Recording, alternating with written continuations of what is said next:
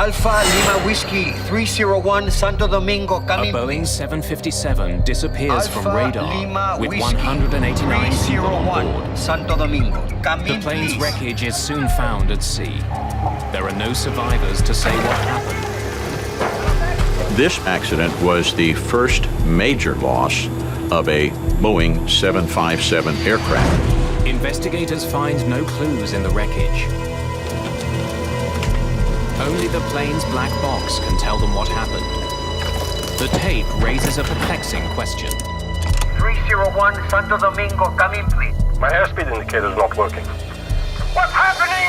How had the failure of one single instrument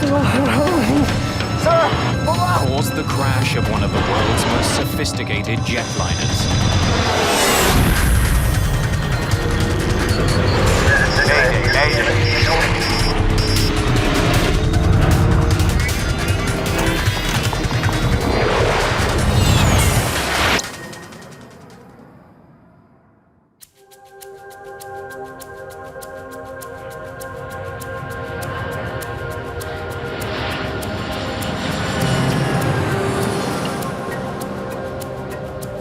Gregorio Luperon International Airport in Puerto Plata, the Dominican Republic.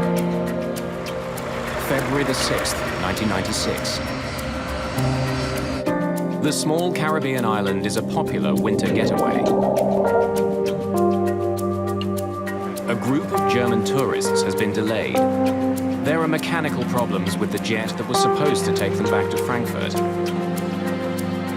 The airline has arranged to lease another plane for the flight.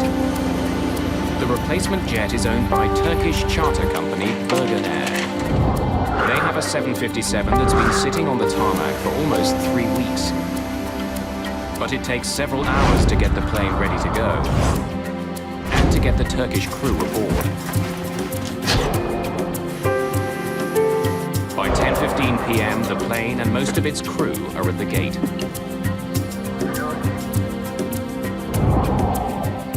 More than 4 hours after they were supposed to take off, the first of the passengers begin boarding the plane. They have a 9-hour flight to Frankfurt ahead of them.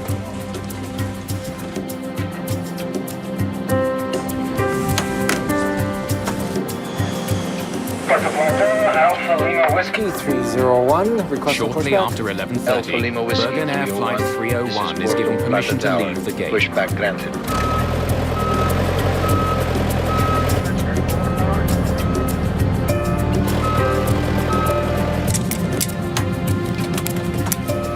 Moments later, it taxis to the threshold of the runway. Cabin crew, take your seats, ready for takeoff. Cabin announcement is completed. Exterior lights. First Officer Aykut Gergin is new to the 757 with fewer than 75 hours in the plane. Before All in takeoff the last checklist 3 completed. months. Thank you. Ready for takeoff. In contrast, Captain Ahmet Erdem is one of Birgenair's most senior pilots. He's logged thousands of hours in this type of plane. Alpha Lima Whiskey 301, ready for takeoff. 301, cleared for takeoff, runway 08. Cleared for takeoff. Runway 08, 301. Thank you. A good flight. Good flight. Good flight. Mulis Evrenesolu is on this flight as a relief pilot. Like First Officer Gergin, he's been flying the 757 for less than 3 months.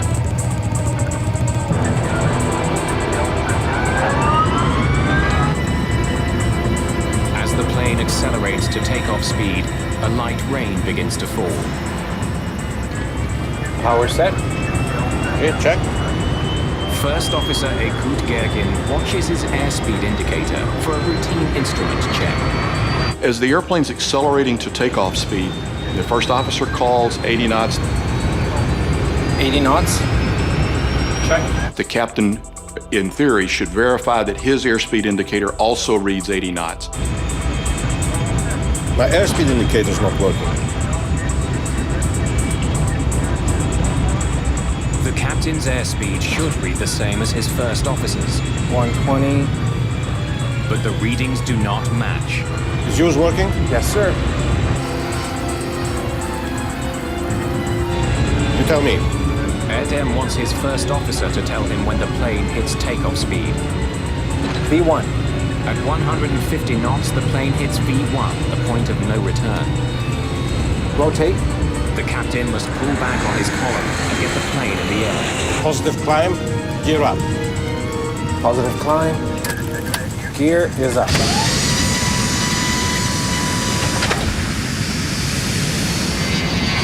At 11:42, the plane takes off.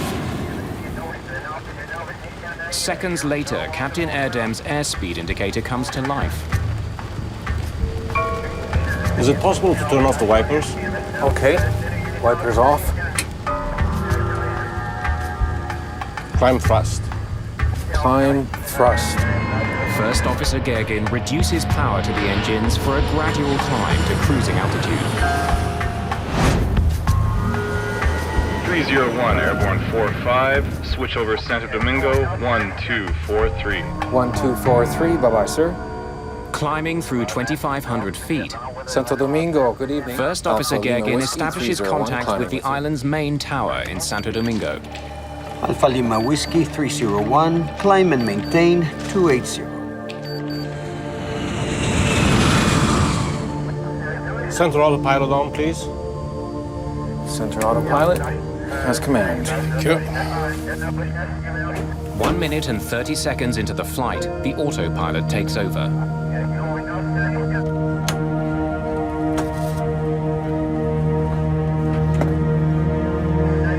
Onboard computers now make all the calculations and adjustments necessary to keep the plane climbing safely. Almost immediately, the computer reports a problem. Rudder ratio, Mach airspeed trim. 2 different alerts warn the pilots that the plane is traveling far too Yes, fast. trim. But the first officer's airspeed indicator shows the plane climbing at a normal speed, 220 knots. Something's wrong here.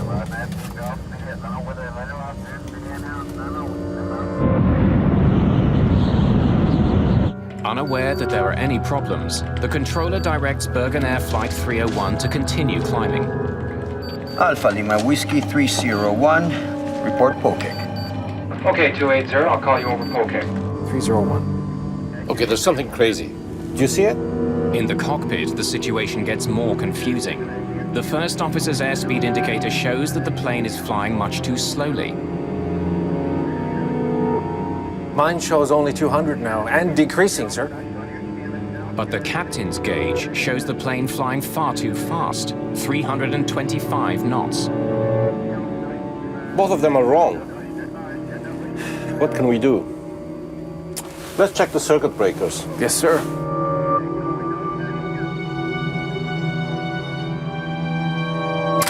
As the first warning is eliminated, a more persistent warning replaces it.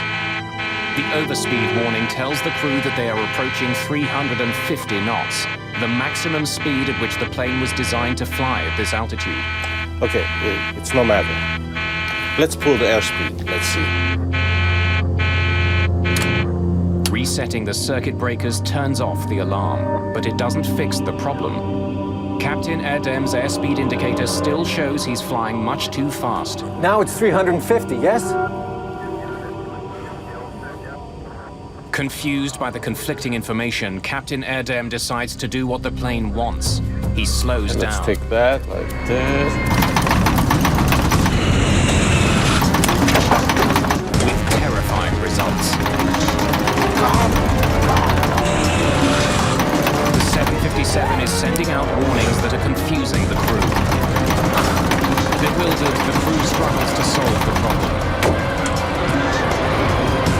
The lives of 189 people depend on them getting the answer right. Shortly after taking off from the Dominican Republic, Birgenair Flight 301 is in trouble. The cockpit is filled with an ominous sound, the stick shaker alert. A stick shaker warning is a warning of imminent stall. It means that the airplane is about to attain a speed so low that it cannot sustain flight. The alert is so serious that it actually shakes the pilot's control columns. Combined with a loud rattling, it's impossible to ignore. To add to the crew's confusion, confusion, the plane begins to vibrate and dip wildly.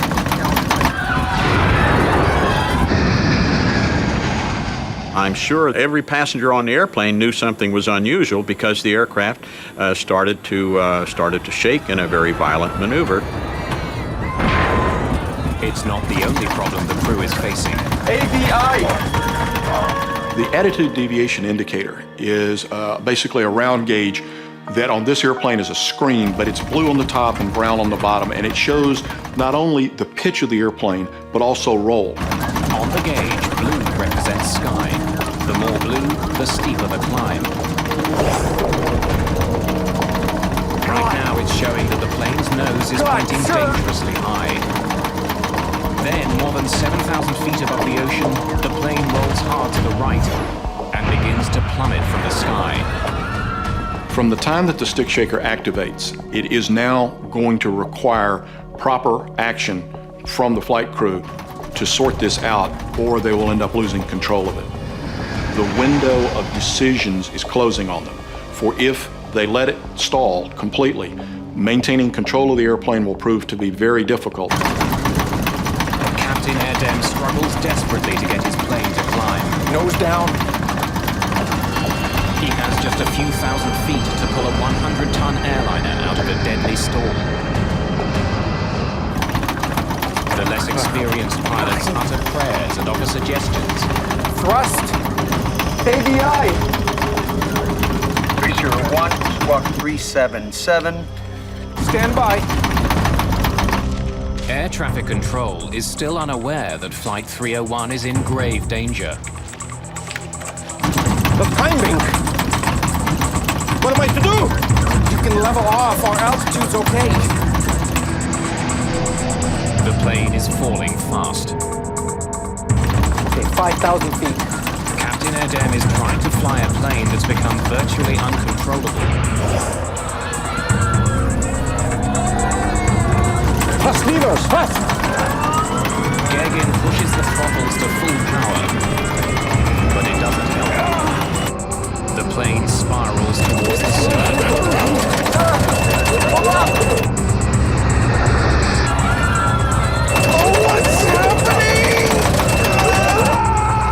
Alpha Lima Whiskey 301, Santo Domingo, come in, please. Alpha Lima Whiskey 301, Santo Domingo. Come in, please. Less than 5 minutes after takeoff, Birgenair Flight 301 Alpha Lima Whiskey vanishes from 301. radar. Come in, please.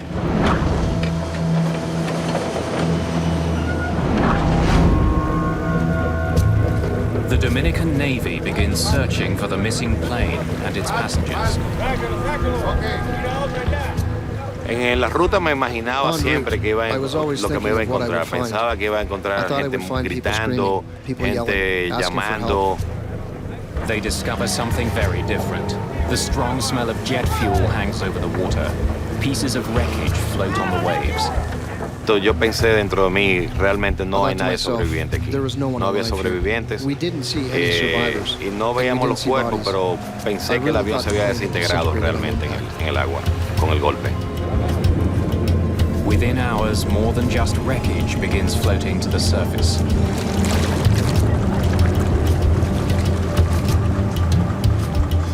Hasta ese momento todavía no sentía como a eso de las 5:20 de la mañana, cuando los cuerpos comenzaron a salir. Sí, yo sentí en mi corazón sentí una honda pena realmente. Me sentí que no sabía si iba a sacar fuerza para poder hacer el trabajo en ese momento.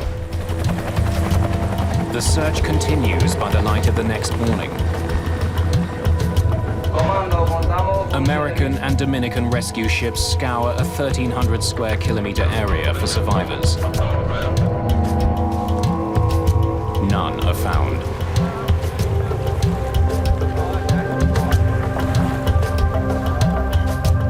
Now it's up to the Dominican Republic's Aircraft Accident Investigation Bureau to find out what caused this accident. Establecimos campamento en un hotel de la playa Cabarete, que estaba exactamente al sur de la posición del accidente. Over the next couple of days, investigators, reporters, and some of the victims' families arrive at the hotel.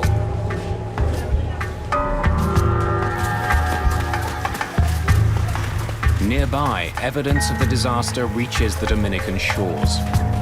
Wreckage and passengers' possessions are washing up on the beach. Even the smallest piece could be a valuable clue as to what caused the crash. The USA's National Transportation Safety Board agrees to assist the Dominicans with their investigation. Welcome to Dominican Republic. I'm Manuel Sufron. They send an investigator to Puerto Plata. We could see that this was going to take some international cooperation to get to the bottom of the event. Robert McIntosh will also provide support from the NTSB's Washington offices. Any signal from the recorders? This particular accident was the first major loss of a Boeing 757 in the water. There was added urgency because the aircraft was going into the livery of many American-operated airlines and on the market for the worldwide passenger service. In order to understand what had happened here, we only had one key. That key was the black boxes. Like all commercial airliners, the Boeing 757 carries a cockpit voice recorder that records all the sounds in the cockpit, and a flight data recorder that records a wealth of information about the plane's operation during flight. We've got underwater locator beacons on these recorders. They work for 30 days upon immersion. But the ocean where the plane crashed is over 7,200 feet deep.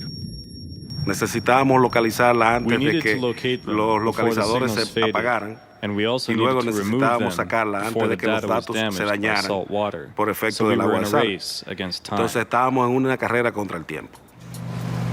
The NTSB enlists the help of the US Navy, who hire a submersible called the Curve. CURVE stands for the Cabled Underwater Recovery Vehicle. It's a tethered vehicle. It has an umbilical, and it's controlled by an umbilical. It's not autonomous. The Curve is essentially a remote-controlled submarine, which can work at depths no manned submarine could handle.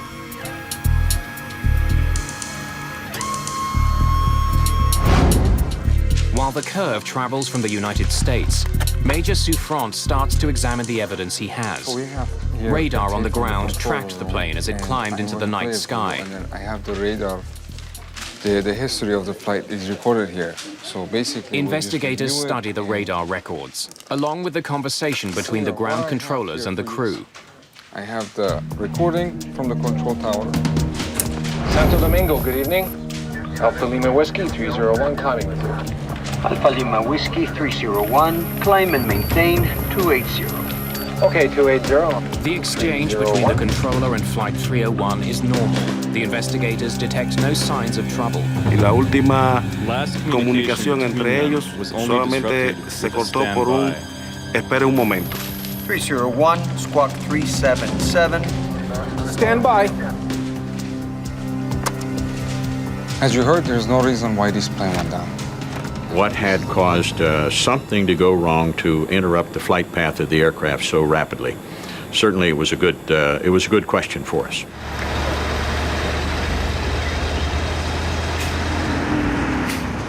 Any debris that's found is taken to a Dominican military base to be examined.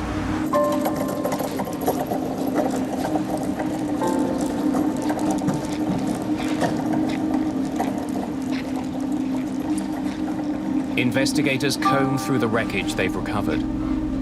Pieces of the cabin, life vests, even part of the landing gear have all been found. Every piece of debris is studied for signs of an explosion or fire.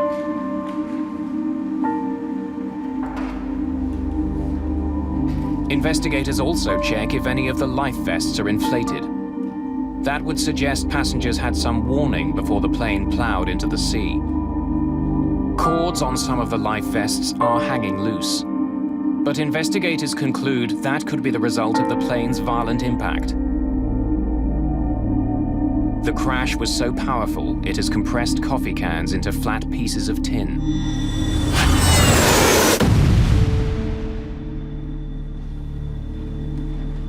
The wreckage tells investigators that the crash of Birgenair Flight 301 was sudden and violent. But they find no evidence that there was an explosion on board. Major Souffrant looks into the possibility that the plane, which was called into service at the last minute, may not have been ready for the flight. Manuel Souffrant. Hi. I'd like to see some records of the Birgenair plane. Oh, they're right here. This is it.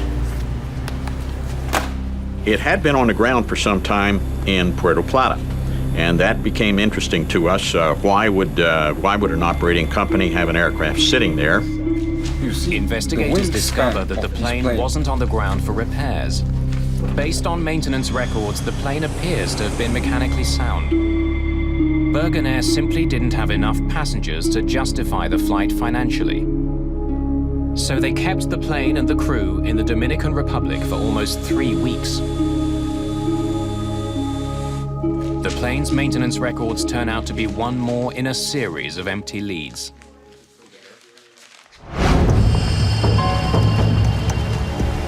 The Curve arrives in Puerto Plata harbor. On February the 28th, more than 3 weeks after the crash, it slips below the waves, looking for the remains of the Birgenair jet.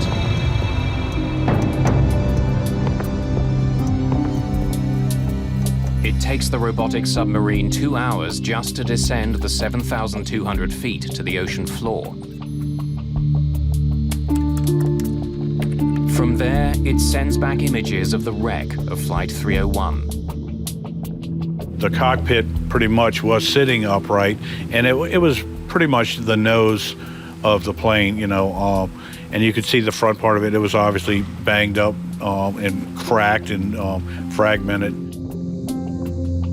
The clues investigators need to solve the mystery of this plane crash lie somewhere amongst the plane's twisted wreckage. The flight's black boxes are the top priority. The Curve quickly picks up the signal from a pinger on one of the units. Operators must now maneuver the sub towards the sound. They have to be able to see the boxes to pick them up with the robotic arm. It takes just 90 minutes to find the first black box. The first one was sitting out in the open. Okay, it was where they could see it, and they picked the first box up. They grabbed a hold of it, and they just kind of tucked the arm up in place, so that they wouldn't lose it. The second black box is also heard, but after almost 2 hours, the Curve's cameras still can't see it. They knew it was right there, and they were searching around a debris pile, and they could not physically see it, with the cameras of the vehicle. So as they went around a couple times, they started, lifting metal up and moving pieces out of the way, and then they did find the second box under some debris.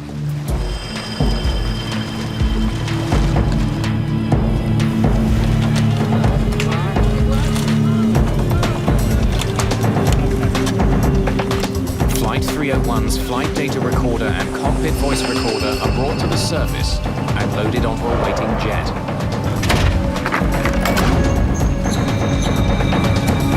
Within hours, the black boxes are at the NTSB labs in Washington, D.C. Technicians prepare to extract the precious data from the boxes. Investigators hope it will tell them what happened aboard Birgenair Flight 301. They'll soon uncover a stunning miscommunication between a seasoned pilot and his plane.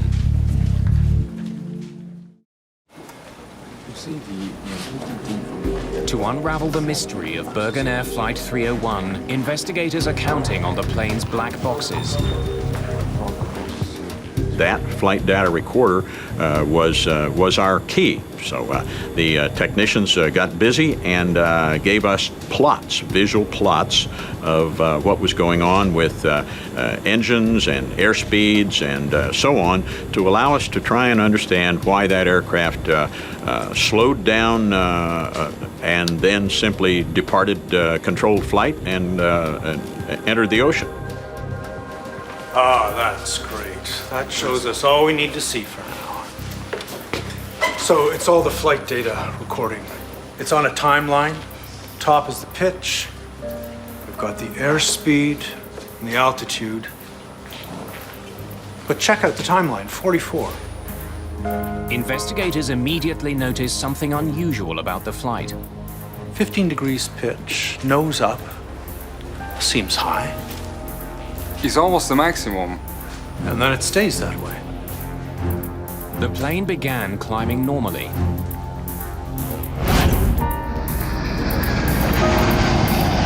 Center autopilot on, please. But investigators noticed that shortly after the autopilot was switched on, the plane's nose pitched upward. They also see that the plane's airspeed seems much higher than it should be. 350 knots. It can't be right. Oh, there's definitely something wonky about the airspeed numbers. This brought us to the question of perhaps we should be looking over on the other side at the cockpit voice recorder and see what kind of information was coming from there. Can you cue that up and play it? Investigators soon start filling in the missing pieces of the puzzle. 80 knots? My airspeed indicator is not working. They learn that Captain Erdem noticed that his airspeed indicator wasn't working. Fuel's working? Yes, sir. You tell me. V1. Rotate. But Erdem didn't think the problem was serious enough to abort his takeoff. The tape reveals that once they were airborne, the crew quickly became overwhelmed by a series of warnings. Rudder ratio, Mach airspeed trim, something to investigators, the captain seems to become increasingly bewildered by the messages he was getting from his plane. Mine shows only 200 now, and decreasing, sir. Both of them are wrong. What can we do? Investigators don't know why the captain's airspeed indicator wasn't working. They do notice that the captain's gauge came back to life as the plane started to climb. Okay, it's no matter. Let's pull the airspeed. Let's see. It's a telling discovery, which leads investigators to focus their attention on the device that feeds the gauge's airspeed information. The Pitot tube. A Pitot tube is an airspeed sensor. A pipe open at one end that responds to air pressure. When the plane travels forward, an increase in air pressure inside the Pitot tube causes the airspeed indicator's needle to move. My airspeed indicator is not working. But if a Pitot tube becomes blocked, it can send faulty readings to the plane's gauges. Blocked Pitot tubes have been a factor in previous plane crashes. In 1982, a Boeing 737 crashed in heavy snow in Washington, D.C. shortly after takeoff. The Pitot tubes were blocked with ice.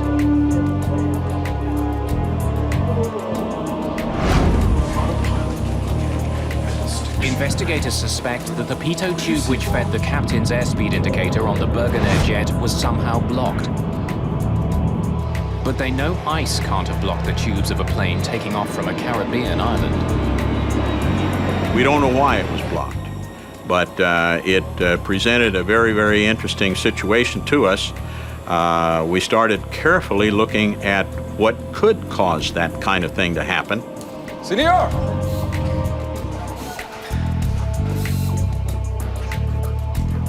Major Souffrant has a theory. He returns to question the airplane's mechanics. Senor Souffrant.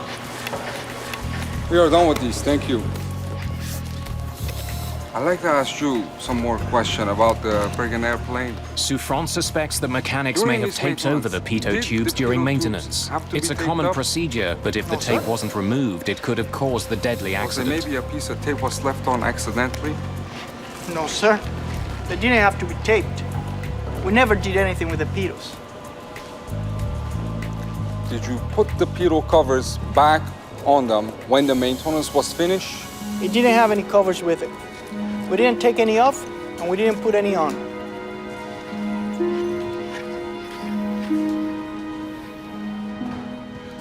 Y es ahí donde encontramos que los Pitot nunca estuvieron cubiertos en los 25 días que duró la aeronave en la rampa del Aeropuerto Internacional de Puerto Plata. A Pitot cover slips over the end of the tube.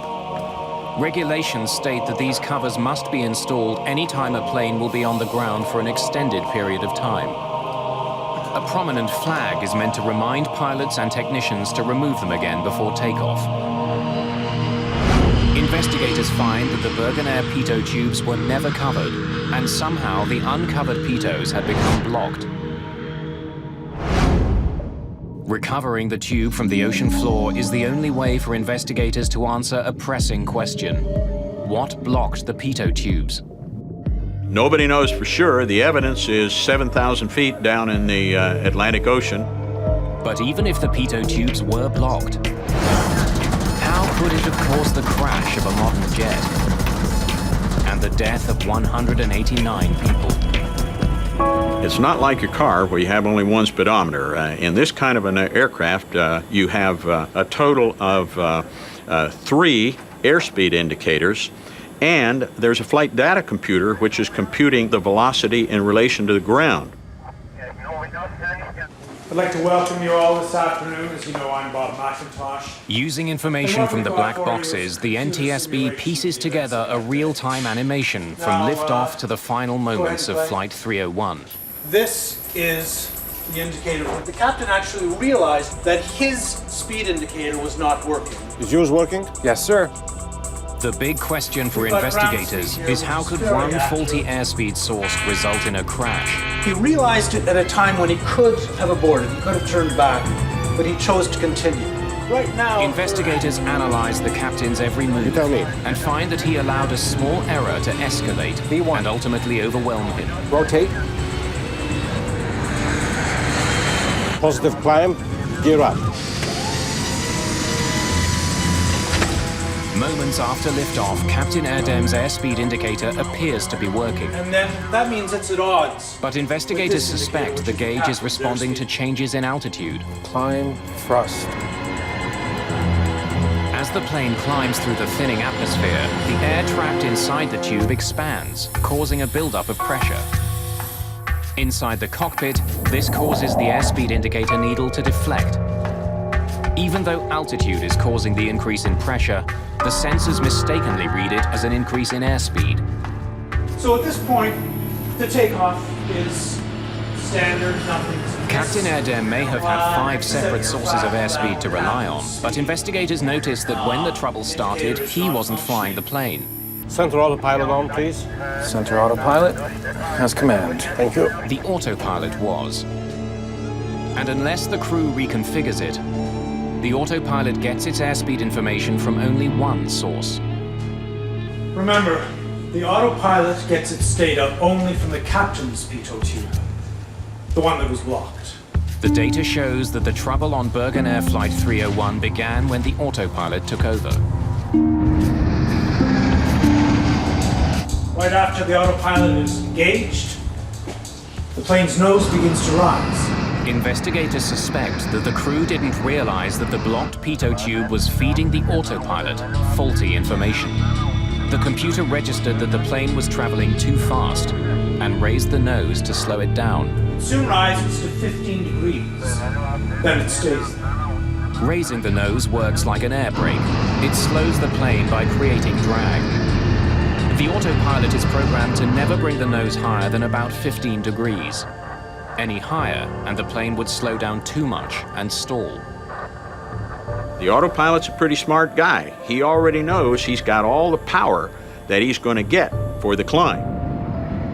The only thing for the autopilot to do is raise the nose. And it raised the nose of the airplane to its limits of authority. But the autopilot was reacting to faulty information.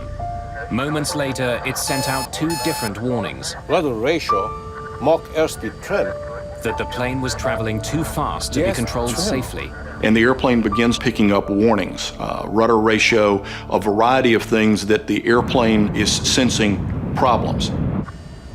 Okay, there's something crazy here. Do you see it? Yes, there is something crazy. Mine shows only 200 now, and decreasing, sir. Both of them are wrong.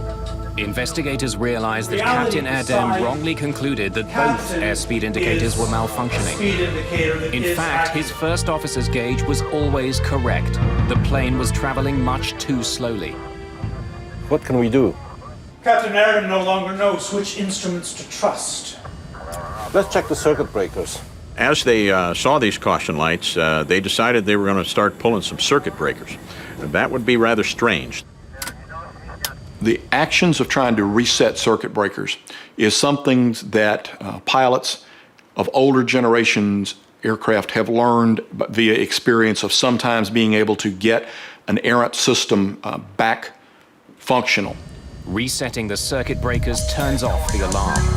But that needle continued to climb around the clock face until it activated the overspeed warning. The autopilot system sent yet another warning that the plane was traveling too fast. But the reality was just the opposite. The plane was slowing down. At this point, the overspeed indicator is on. They're going slow, they think they're going too fast, and confusion is set in. Let's pull the airspeed.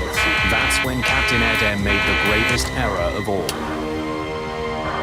You can see that he now pulls back on his throttles. Investigators realized that at the plane's already slow speed, pulling back on the throttles was disastrous. The crew got the most severe warning that a plane can send out.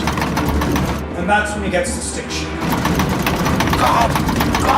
He's got a tactile sense coming through his flight controls that literally shakes the stick and says, "You've got to lower this nose." In a matter of seconds, Captain Erdem was first warned that his plane was traveling too fast, and then that it was traveling dangerously slowly. They're in direct opposition of each other, and two warnings that you would never expect to get one right behind the other. The autopilot is programmed to always disconnect when the stick shaker activates. It's up to the pilot to get the plane out of the stall. Once the autopilot reached its limits of authority, it said, "I've done all I can do. I'm out of here." When the autopilot disengaged, Captain Erdem suddenly found himself in control of the plane at the moment of his greatest confusion. If you watch the plane at the top of the screen, the cockpit recordings lead investigators to a stunning conclusion. ADI! Captain Erdem may not have recognized that his plane is about to stall, but the relief pilot behind him did. ADI! This additional pilot intervened to say, "ADI, ADI." In other words, look at that ADI and put yourself where you would normally see the nose of the aircraft. 5 degrees nose high, 10 degrees. So when the reserve pilot says ADI, he is attempting to focus the captain's attention to roll and pitch, which are becoming problematic. The relief pilot wanted Captain Erdem to recognize that the plane's nose was pitched dangerously skyward. Investigators can hear First Officer Gergen trying to convey the same message. Nose down. At this point, the first officer is actually trying to lead the captain to some solutions, but not actually take control of the airplane. What the 757 desperately needed was airflow over the wings to generate lift. The only way to get that was to point the nose down and dive. What puzzles investigators is that the first officer had a control column identical to the captain's. He could have pushed it and brought the nose down himself. He may have been able to save the plane. But he didn't. Instead, he and the other Turkish crew member continued offering suggestions to their more experienced but overwhelmed captain. But climbing, what am I to do? You can level off, our altitude's okay. The recording shows that Captain Erdem ignored valuable advice that could have saved the plane. And in the Birgenair case, there's a case of a relatively junior first officer looking at one of the most senior captains on the airline. It is not culturally appropriate for him to say, "I'm going to take the airplane away from you." Instead, he tries to assist the captain, to lead the captain, but leave the captain in command. Other cultures, other training, other airlines may very well have required the first officer to physically take control of the airplane. I think the social atmosphere in the cockpit will prevail to revere age and experience to the point where it can kill somebody. And in this case, it looks like it did. The flight data recorder reveals that instead of pushing the nose down, Captain Erdem tried to get more speed from his engines. At this point, the crew goes to full power. Thrust levers, thrust! At the angle the plane was falling, the engines couldn't get enough air. Applying full power was more than they could handle. The left engine quit first. In a state of utter confusion. With the right side at full throttle, the airliner swings around as though its left wing were caught on a branch.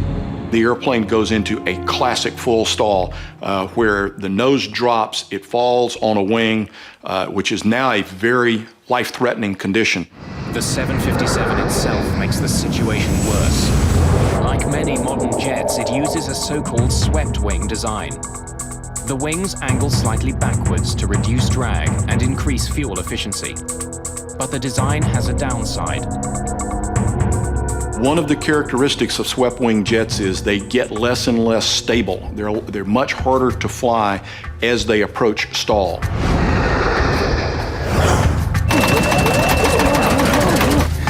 Sir, pull up! What's happening? What's happening?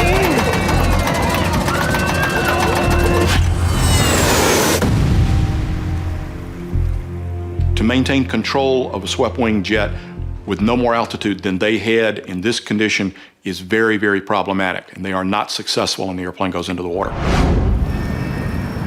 Investigators now know why Birgenair Flight 301 crashed. Okay, check. What they can't understand is why the flight ever left the ground. 80 knots. My airspeed indicator's not working. At 80 knots, if the pilot and co-pilot's instruments disagree, takeoff should be aborted. V1.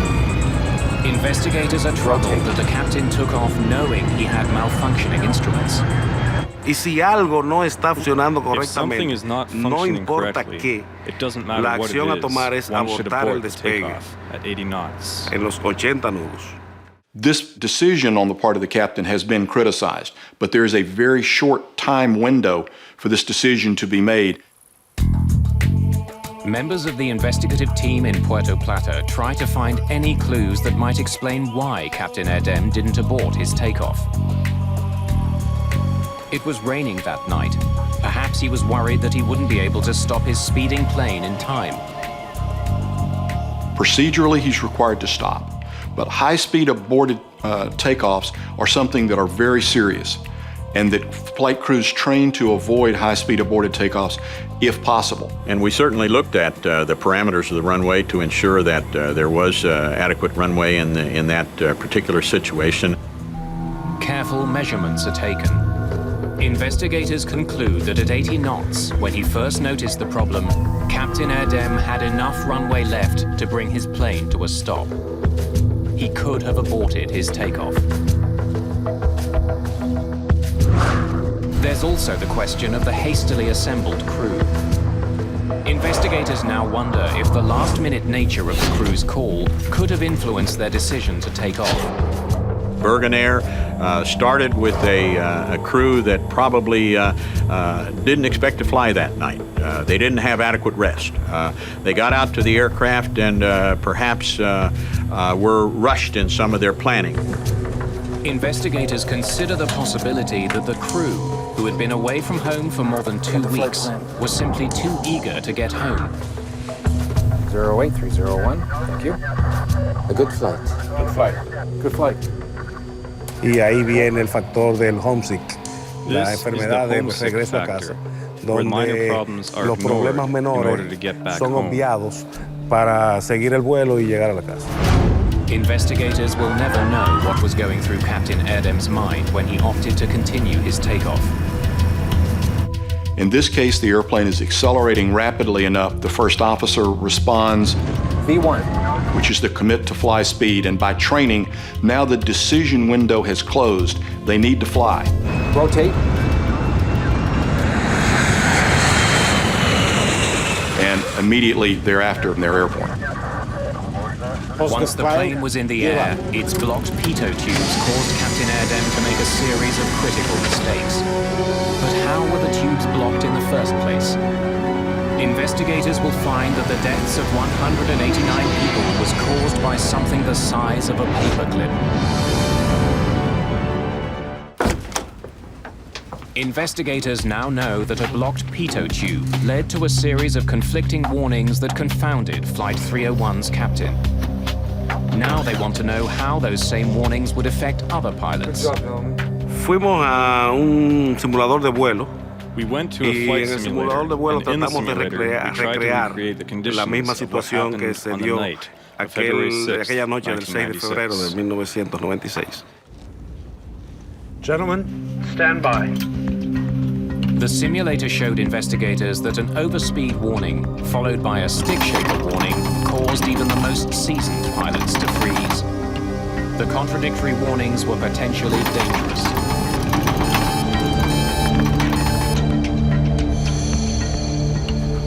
When the stick shaker activated, it was very unnerving. It's really overwhelming. That would tell me that Mach airspeed warning horn, combined with a stick shaker, was a tremendously mind-boggling experience to a line pilot. As a result, the FAA issues a directive that simulator training for all airline pilots must include a blocked pitot tube scenario. The flight crew within Birgenair was faced with a large number of warnings that kept coming, and each warning added complexity to the environment. There's a lot of warning lights going off. This captain is in a condition that is deteriorating now very rapidly. So there is a dramatically increased demand on the captain to fly the airplane. The FAA asks Boeing to change some of those warnings. Those changes include the addition of a new warning, which tells both pilots that their instruments disagree, and the ability for pilots to more easily silence troublesome alarms. Finally, Boeing modifies its planes so that pilots can easily choose which pitot tube the autopilot is using for airspeed readings.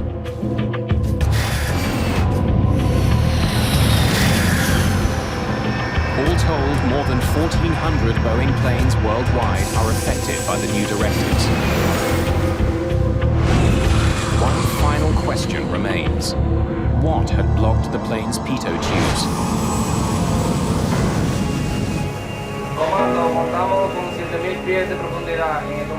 Investigators conduct an extensive search for Birgenair Flight 301's pitot tubes.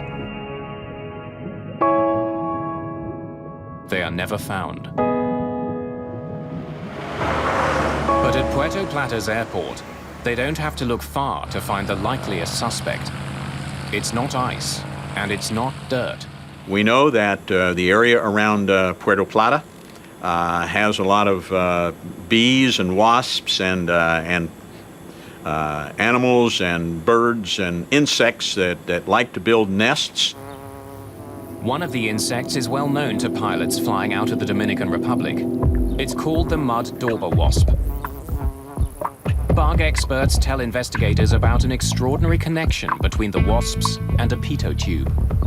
Cuando la avipa albañilera está buscando un área para construir su nido, está buscando por un sitio, un lugar más o menos que tenga algo tubular. Cuando las avispas albañileras construyen sus nidos de barro, el barro cuando se seca o la arcilla se endurece y se compacta, es dura. Mud dauber wasps are squatters that make their nests in available places, like crevices in homes, or even the pitot tubes of planes. La razón del que el avión estuviera tanto día parado en el aeropuerto, 25 días, es suficiente tiempo para cualquier especie de las avispas albañileras construir su nido en los pitot tubes. Investigators can only conclude that mud dauber wasps blocked the uncovered pitot tubes that fed the captain's airspeed indicator, which caused it to malfunction. They didn't put covers on the pitot tubes. So at some point in time, extended time, there was an opportunity to get something like a mud dauber in that pitot tube. Investigators have their answer. On February the 6th, 1996, a tiny insect led to a series of mistakes that brought down an airplane and changed the design of the world's most successful series of airliners. Airspeed.